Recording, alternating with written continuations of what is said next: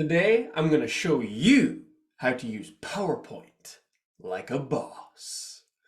And of course, there's no better man to show us how it's done than the guy who made turtlenecks popular, Steve Jobs.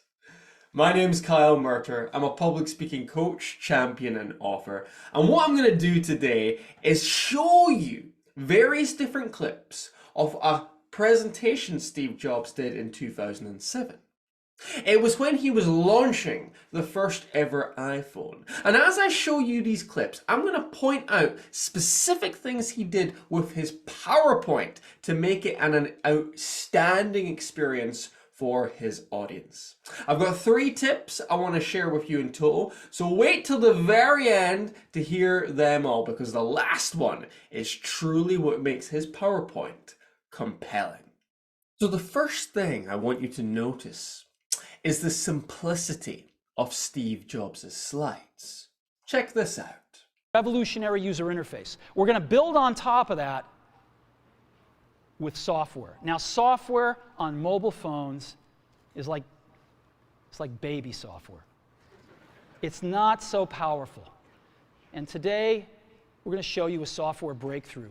Software that's at least 5 years ahead of what's on any other phone. Now, did you notice how those slides were clean and slick? They had 10 words or less on them.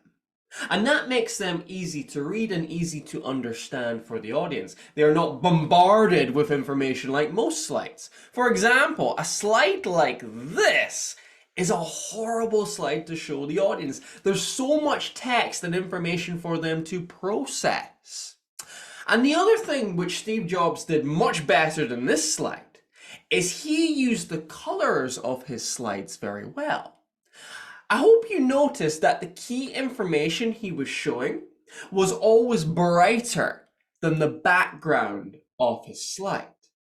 And the reason for that is our eye is attracted to brighter colors as opposed to darker colors.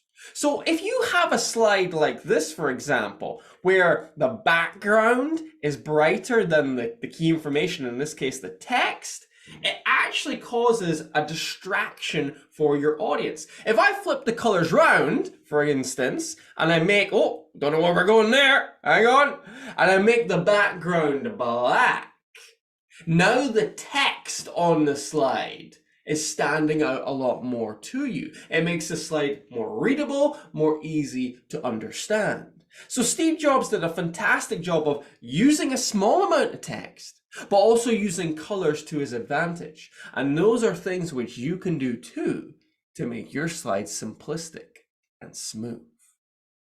The second thing I want you to notice is how Steve Jobs controls where you look on the slide. Check these clips out. Play of hardware and software. Now, why do we need a revolutionary user interface? I mean, here's 4 smartphones, right? Motorola Q, the BlackBerry, Palm Treo, Nokia E62, the usual suspects.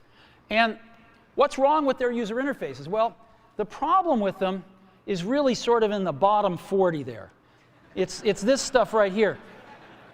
They all have these keyboards that are there whether you need them or not to be there. Phenomenal. It works like magic. You don't need a stylus. It's far more accurate than any touch display that's ever been shipped. It ignores unintended touches. It's super smart.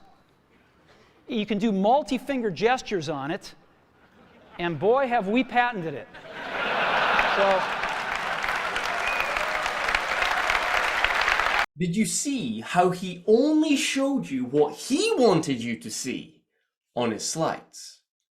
For example, when he was showing you the phone, he didn't leave the whole phone up there when he was talking about the 40%. No, he cut off the top so that you would focus on the area he wanted to discuss.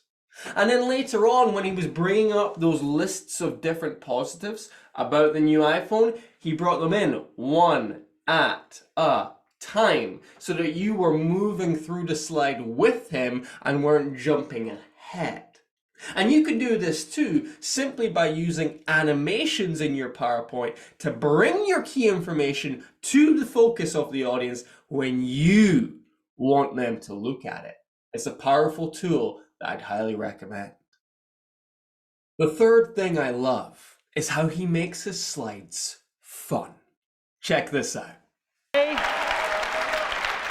Today, Apple is going to reinvent the phone.